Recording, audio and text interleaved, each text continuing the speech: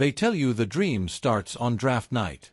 Bright lights, clean suits, a handshake that feels like destiny. But no one tells you what you just signed away. Your time, your body, your future, your freedom. They call it opportunity. They don't call it ownership. From that moment, your name becomes an asset. Your body becomes inventory. Your voice becomes optional. You don't choose where you live. You don't choose when you move. You don't choose who you work for. You're traded, not asked. You're relocated, not consulted. They say it's business. But business usually requires consent. The crowd cheers. The cameras flash. And quietly, something is taken from you. Something you won't get back. They celebrate the beginning, while the contract locks shut. This isn't freedom. It's permission. And permission can be revoked at any time. This channel exists to expose the stories the NFL never promotes. If you want the truth behind the game, subscribe now, before this side disappears again. White heavy checkmark ownership doesn't look like chains anymore. It looks like paperwork, clauses, dead money, guaranteed years that aren't really guaranteed. They say you're free to negotiate, but only inside the cage they built. A rookie wage scale decides your value. Before you ever step on the field, you can outperform it, but you can't escape it. Franchise tags freeze careers in place. 1 year, then another, while the clock eats your prime. Trades happen while you sleep. Your life packed into a notification. No veto, no choice. Just a jersey swap. And a press release. Fans debate your worth. Teams discuss leverage. Agents whisper damage control. And you learn quickly. This league doesn't belong to the players. It manages them, moves them, extracts from them, then replaces them. Ownership without responsibility. Control without accountability. White heavy checkmark, they say players are partners. But partners don't get silenced. Partners don't get punished for speaking. Partners don't risk everything by telling the truth. When players push back, they're labeled distractions. When they demand protection, they're called selfish. The league writes the rules, interprets the rules, and enforces the rules against the very people who make it exist. Your contract controls your schedule, your injuries, your public image, even your retirement. Leave too early, and you're ungrateful. Stay too long, and you're disposable. Health becomes a negotiation. Pain becomes expected, and silence becomes survival. This isn't just football. It's leverage disguised as opportunity. A system where control is normalized, and ownership hides behind tradition. White heavy checkmark, the control starts long before the first snap. It begins the moment your name enters a database. Scouts grade your body like machinery. Your speed, your weight, your injury history, your compliance. Every weakness cataloged. Every strength monetized. The combine isn't a test. It's an inspection. Hands measured. Bones scanned. Personality questioned. They don't ask who you are. They ask how manageable you'll be. How coachable. How quiet. How replaceable. Draft boards decide your future in silence, while you wait for a phone call. That decides where your life moves next. No negotiation. No preference. Just selection. You are assigned, not hired. And once selected, your options shrink instantly. Speak too much. You fall. Demand control. You slide. The message is clear before day one. Compliance equals opportunity. Resistance equals risk. This is where ownership truly begins. Before the ink. Before the jersey. Before the cheers. If this makes you uncomfortable, that's the point. Like the video, so more people are forced to see what usually stays hidden. White heavy checkmark contracts look clean on television. But the fine print tells another story. Non-guaranteed money hides behind big numbers. Bonuses tied to availability. Availability tied to pain tolerance. Pain tolerance tied to silence. You play hurt, or you don't play at all. Miss time, and your replacement takes reps.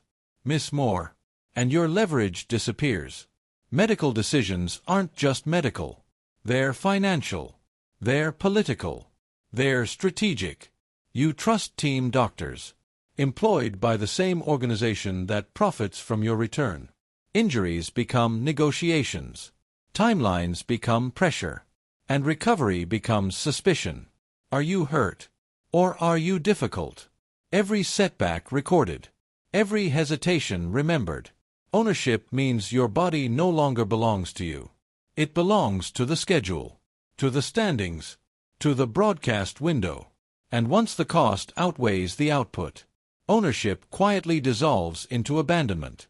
White heavy checkmark movement in the NFL is never mutual. Trades happen without warning. Cities change overnight. Families scramble to adjust. Children pulled from schools. Homes sold in days. And still, they call it opportunity. Free agency isn't freedom. It's damage control. Teams decide your market before you ever enter it. Age becomes a liability. Mileage becomes a flaw. Past injuries resurface in whispers. Phone calls stop coming. Meetings end quickly. Interest fades fast. The league moves on faster than careers end. And when the calls stop, so does the illusion of ownership. You realize you were never holding the power. You were borrowing relevance. On a weekly basis. On a fragile body. In a system that never slows down. The league owns time. And time owns the players. White heavy check mark, the illusion of balance lives inside the union. They call it representation. They call it protection. But protection with limits is still control. Collective bargaining sounds equal. Until you read who holds the leverage. Owners negotiate with billions behind them. Players negotiate with careers that expire. The union fights for concessions, while the league protects structure. Revenue splits look fair on paper, until you see who controls guarantees, who controls discipline, who controls appeals. Arbitration favors the system that built it. Players vote under pressure. Fear of lockouts, fear of lost seasons, fear of being replaced. Short careers force quick decisions. Long consequences follow. The system doesn't need full agreement. It only needs exhaustion. And exhaustion wins negotiations. Ownership survives through compromise. And compromise is easier when time is always running out. White heavy checkmark discipline reveals ownership more clearly than contracts. Fines arrive faster than explanations. Suspensions happen before investigations end. Public image matters more than due process. Appeals are heard by league-appointed voices, not neutral ones. Punishment becomes performance. A message sent to everyone watching. Fall in line, or face the consequences. Speaking out risks labels. Uncooperative, problematic, difficult. Teams avoid problems, even when the problem is honesty. Social causes are tolerated, only when profitable, only when controlled, only when approved. The league decides when voices matter, and when silence is required. Ownership isn't about control every moment. It's about reminding you who has the final word. White heavy check mark, even retirement doesn't fully return ownership. Bodies carry damage long after contracts expire. Healthcare becomes conditional. Support becomes limited. Memory fades from headlines. But injuries don't fade from mornings. The league celebrates legacy, while distancing responsibility. Alumni programs replace accountability. Ceremonies replace care. Once useful, always remembered. Once broken, quietly forgotten. Players navigate life without playbooks, without structure, without protection. The system that controlled every detail suddenly disappears. Ownership ends when value ends, and freedom arrives too late, after the cost has been paid. In joints, in minds, in silence. This is the final truth. The league never owned the player. It owned the window of use. White heavy checkmark ownership is not about domination. It's about dependency. The league builds careers that can't exist elsewhere. Skills refined for one system, one rulebook, one ecosystem. Outside it, the value collapses. A lifetime of specialization, with nowhere else to go.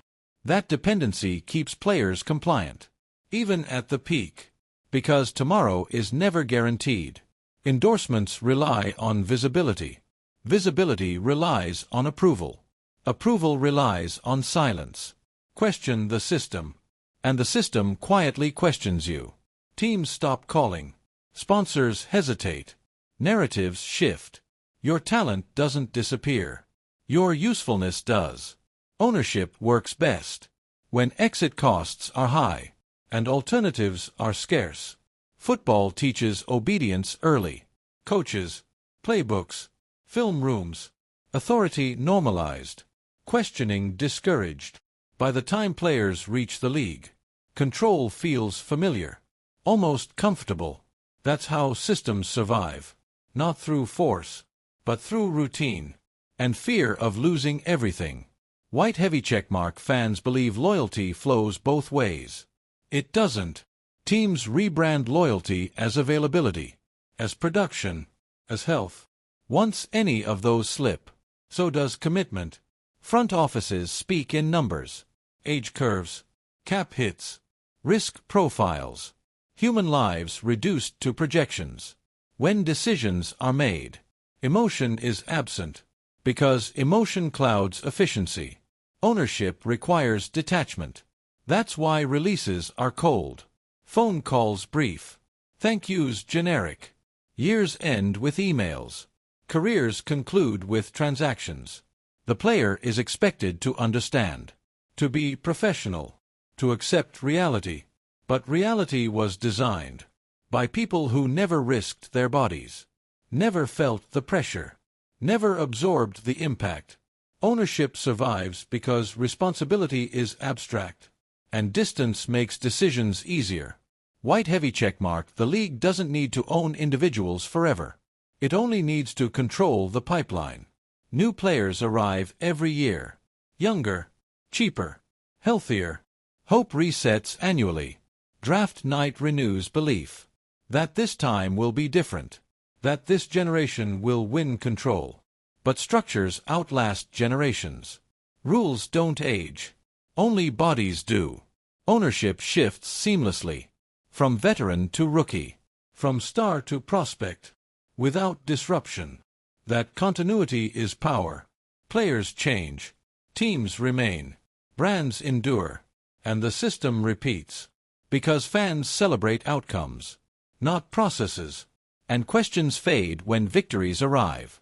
Ownership isn't personal, it's structural, and structures don't care who passes through them, only that they keep moving. White heavy checkmark, so who really owns NFL players? It's not the teams alone, not the coaches, not the league office by itself. Ownership is shared, distributed, layered, hidden inside systems, rules, expectations. The owners hold franchises, but the structure holds the players. Contracts enforce obedience. Culture reinforces it. Fans unknowingly participate by demanding performance, by celebrating sacrifice, by normalizing pain. Media amplifies the myth of toughness, of loyalty, of earning your place. Ownership survives because it feels deserved, because it's wrapped in dreams, because players chase opportunity, even when opportunity comes with conditions. The league doesn't need chains. It needs belief. Belief that suffering is temporary, that rewards will come later, that loyalty will be remembered, that silence will be worth it. But belief is fragile, and once questioned, the system reacts, not with answers, but with pressure. Because ownership isn't about possession. It's about preventing escape. White heavy checkmark freedom in the NFL is theoretical. You're free to work, as long as you follow the rules. Free to speak, as long as it aligns. free to leave. As long as no one wants you. True power lives in options. And options are controlled. Drafts remove choice. Tags delay autonomy. Trades override consent. And retirement ends relevance. Every path narrows eventually, until only compliance remains. The system never forces loyalty. It incentivizes it, rewards it, and quietly punishes those who resist. Most players adapt, because resistance is expensive, and isolation is dangerous. The few who speak pay the price publicly, so others learn privately. Ownership becomes invisible, normalized, accepted, because everyone sees it, but no one names it, until the cheering stops, and the silence becomes loud enough to question who benefited and who paid. White heavy check mark. The truth is uncomfortable, because it implicates everyone. The league profits. Owners expand wealth. Networks sell narratives. Fans consume spectacle. And players absorb consequences. Ownership isn't a villain. It's a system designed to extract, then move on. It doesn't hate players. It doesn't love them. It uses them for a window defined by health, performance, and silence. Once the window closes, so does protection. What remains is legacy, and legacy is selective. The highlights stay. The damage fades from memory. But bodies remember, minds remember, families remember. Who really owns NFL players? The answer isn't simple, because ownership doesn't look like control. It looks like opportunity, signed, celebrated, and eventually outgrown. The league doesn't own players forever. It owns their best years. And in this system, that's everything.